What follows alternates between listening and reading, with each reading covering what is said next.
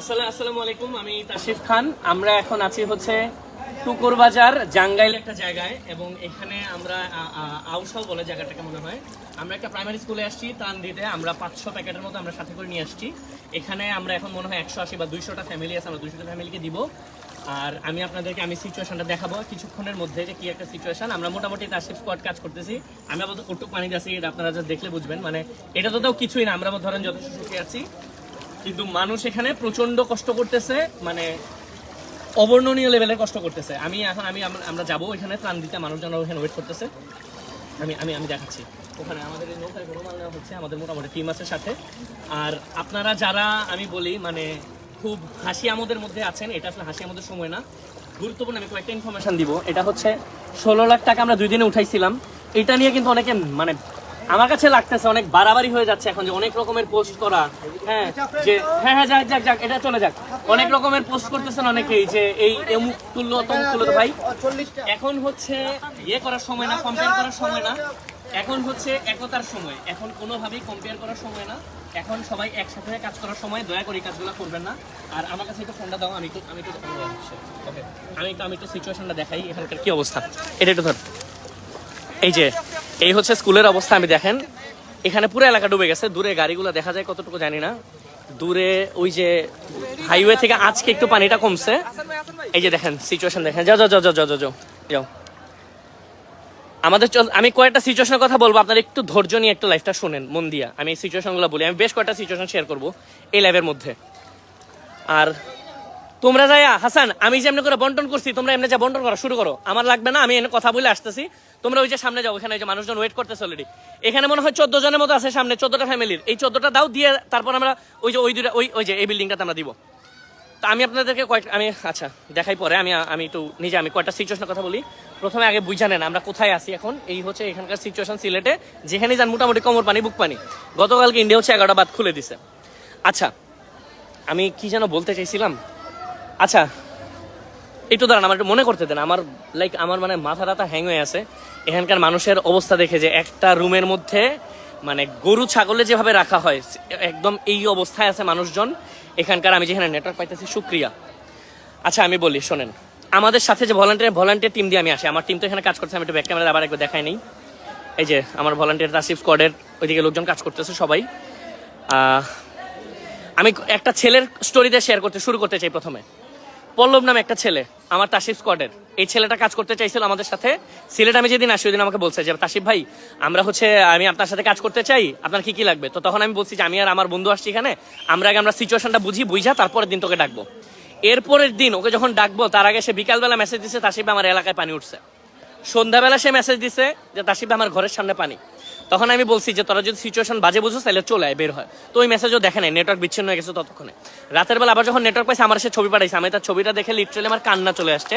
আমি একটা ডে দিছিলাম যে I wish I could Cry.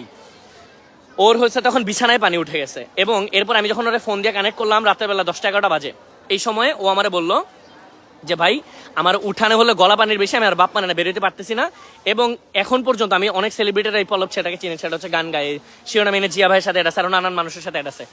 এই ছেলেটাকে আমি এখন পর্যন্ত পাই নাই। এবং সিলেটের অবস্থা হচ্ছে দিচ্ছে, আমি আসতেছি কথা বলতে আসতেছি আগাও।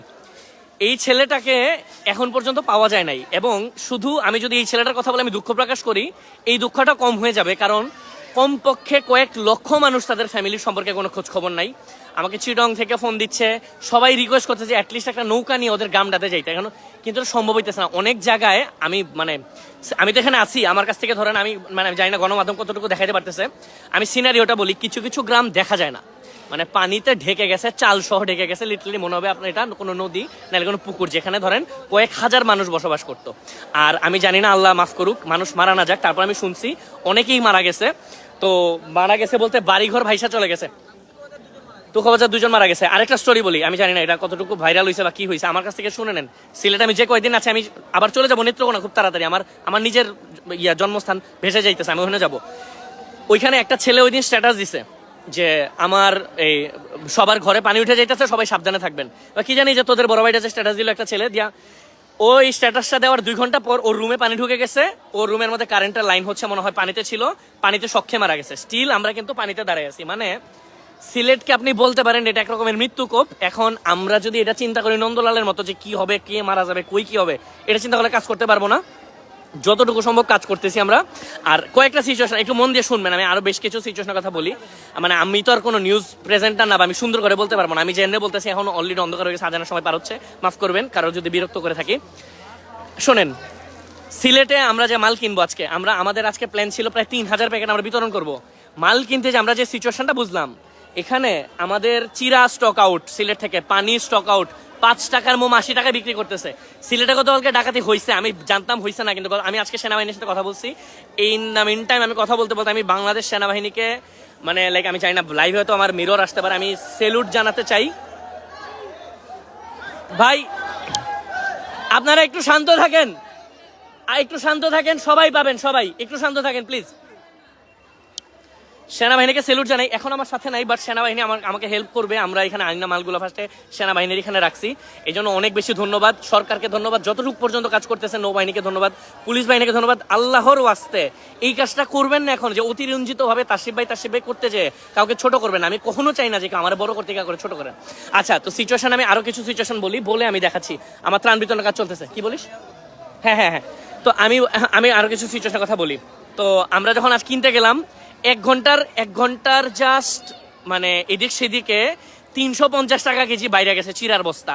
এখন মানুষে বলেন কেমনে হেল্প করব, কিভাবে কেমনে সম্ভব?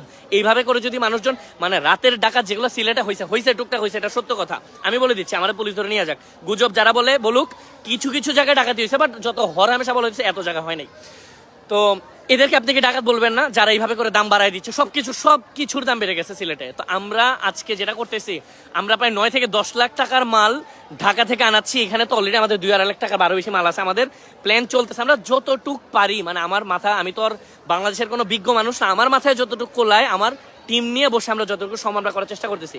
ঢাকা থেকে কালকে প্রায় তুই ওই জায়গায় যা, ওই জায়গাটা একটু সামলা, ওই জায়গাটা একটু দেখ।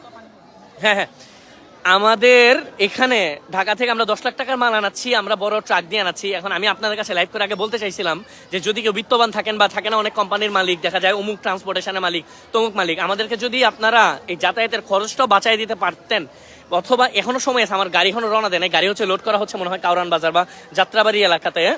তো পারলে আমাদের এই পিক আপ ভাড়াটা নাইলে যে 30-35 হাজার টাকা, এই আমার কাছে এখন প্রতি একটা টাকা ইম্পর্টেন্ট, প্রতি 10টা টাকা ইম্পর্টেন্ট। কারণ এগুলো আমার টাকা না, এগুলো আপনাদের দেওয়া টাকা। আমি যে আপনাদের যত মাল দিচ্ছি, ওই যে দেখেন শরণার্থী মানুষজন, ওইখানে অলরেডি অনেকের দেওয়া হয়েছে, ওই যে ওখানে নৌকা আছে, এখানে একটা নৌকা আছে, আমি যা যা দিচ্ছি সব হচ্ছে আমানত। সো সব ইম্পর্টেন্ট, কিন্তু এই যে 35,000 টাকা ট্রান্সপোর্টে চলে যাবে। এখন আমার যে 1 লক্ষ টাকা আমি যে সিঙ্গাপুর শো করে উঠাইছিলাম, ওই 1 লক্ষ টাকা হচ্ছে আমি অলরেডি এখানে খরচ করা আমার শেষ। সো আমারও, আমি এত বড় বিত্তশালী না, তারপরও চেষ্টা করতেছি আমার এখানের আমাদের যে ভলান্টিয়ার 50 থেকে 70 জনের থাকা, মানে থাকা বলতে সবাই তো আমার সাথে থাকতেছে না, যারা থাকতেছে, যারা যত বেলা খাওয়া দাওয়া করছে, ট্রান্সপোর্টেশন, আমি আমার ইনকামের দিয়ে শেষ করে, আমি আমার পরিচিত আমার বড় ভাই আরো যারা আছে, আমি লোন করে নিয়ে এদের এগুলো চালাচ্ছি। আমি আমানতের টাকা থেকে এগুলো খরচ করব না। সো কোনো চিন্তা করবেন, এখানকার যে নৌকা ভাড়াগুলো, এগুলো আমার টাকা থেকে যাইতেছে। আমি আপনাদের আমানতের টাকা, শুধুমাত্র আমানতের টাকা আমানতের জায়গা মতো পৌঁছায় দিচ্ছি। তারপরেও যদি কারোর কোনো সন্দেহ থাকে, চলে আসেন।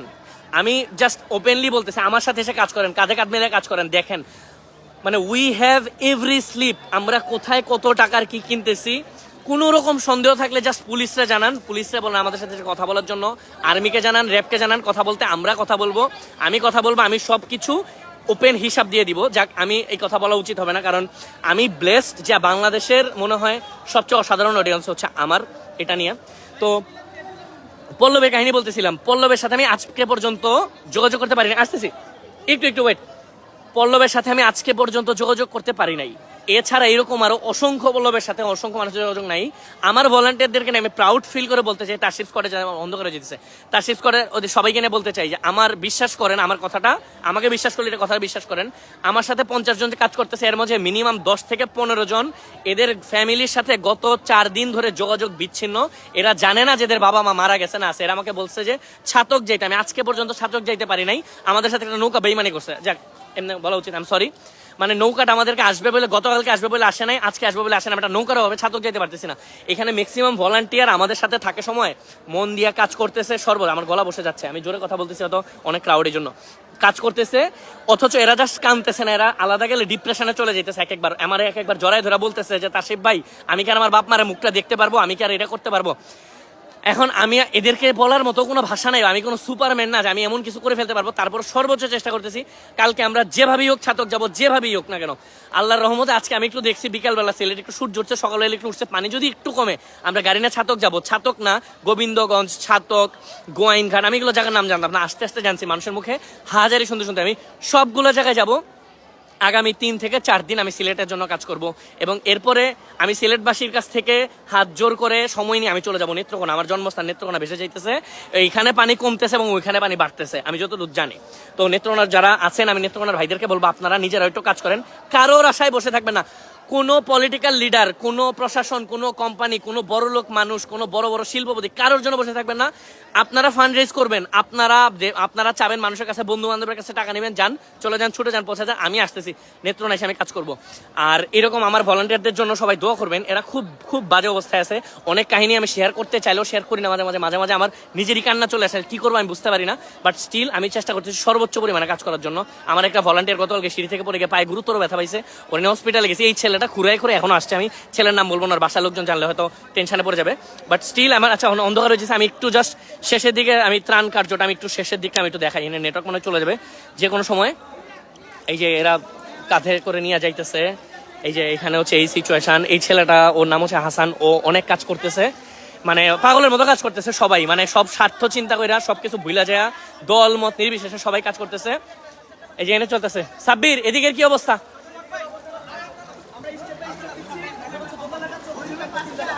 তো আমি আসলে বলি, মানে আপনারা যাদেরকে নায়ক বলেন, এরা হচ্ছে নায়ক। এই যে সাব্বির, এ হচ্ছে নায়ক। এখানে যে কাজ করতেছে যারা, এদেরকে আপনারা প্রত্যেকরে হিরো বলতে পারেন, মানে এরা হচ্ছে মানুষ। এই যে এই ছেলেটা অক্লান্ত, এই তুই একটু এদিকে ভাই, এদিকে।